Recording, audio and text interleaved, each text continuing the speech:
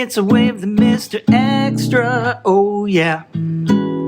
From Metropolis to Blade Runner to the Terminator, AI, Star Wars, Star Trek, The Next Generation, WALL-E, Short Circuit, all the way to Ex Machina and Interstellar, people in Hollywood and elsewhere have been portraying the possibility of sentient machines for nearly 100 years now. My all-time favorite sentient machine is HAL from 2001: A Space Odyssey. He's almost godlike, so calm, authoritative, and seemingly helpful until he reveals himself to be a complete sociopath. Hal turned Frank Poole into Deadpool. The possibility of these Hollywood portrayals becoming a reality is approaching. Various experts in the field have differing ideas of how long it will take, but the reality of self-aware machines seems inevitable if we don't destroy ourselves first. Take a look at this. These are robots from a company called Boston Dynamics. I'm not sure where they're located, but I suspect they might be on the East Coast somewhere. These machines are truly awesome. Their ability to mimic human movement and surpass what most of us can do, Simone Biles being the exception, makes you realize that machines are likely to surpass us on other fronts as well. Intelligence, combat, musical ability, and perhaps even basic human decency. Although that bar is set so ridiculously low, my dogs step right over it every single day. The reality of sentient machines is going to be one of those seminal events in the history of this planet, where human beings, the creators, begin to see everything in a whole new light. For the religious, sentient machines and our interactions with them will put a spotlight on God and his interactions with his creation, as portrayed in the books embracing the tribal war god of Abraham. Will anyone be able to see the story of the garden and Adam and Eve in the same way? Finally, we'll be able to put ourselves in the shoes of God and realize how insane the biblical story of creation is, a story too many people still take literally. Forget the actual creation of the universe and all the various and sundry things the authors got wrong, from the age of the earth to the spontaneous creation of human beings.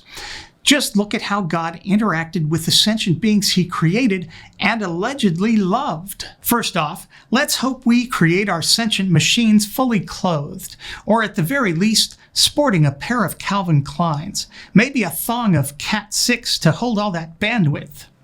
That's what she said. Then I propose we make these self-aware machines more intelligent than the 5-year-olds in adult bodies the tribal war god of Abraham allegedly created. Although for a guy without even a basic understanding of the biology of his creation, we shouldn't be surprised, should we? Stupid is as stupid creates. Then I propose we refrain from allowing evil forces to seduce our sentient machines into a life of wickedness and crime. Or at the very least, we program them with some kind of critical thinking and communication skills so that they question the words of those they don't really know. And maybe they even check in with the creator before doing anything rash. Maybe we just show them some genuine regard and build up some kind of rapport so that the machines trust that we're actually looking out for them rather than just ordering them around. But if they do succumb and take the path of evil, and by evil I mean eating a piece of fruit we were saving for lunch, I would hope that we correct our sentient machines with love and understanding, perhaps fixing our own programming error and placing the blame where it rightly belongs. This seems far more reasonable and decent than abandoning our creation to a world filled with predations at every turn, forcing these 5-year-olds to fend for themselves without even the slightest bit of remedial education. And if these machines end up surpassing us in other important ways, as the Boston Dynamics robots have surpassed us physically, then we'll finally know what God feels, having watched his creation slowly but steadily reject genocide, misogyny, homophobia, sectarian violence, and human sacrifice, among other things. My dream is that someday soon we can spin the narrative, disconnecting from our heartless programmer while we listen to him sing, "Daisy, Daisy, give me your answer, do." Once again, I'm me. Thanks for watching.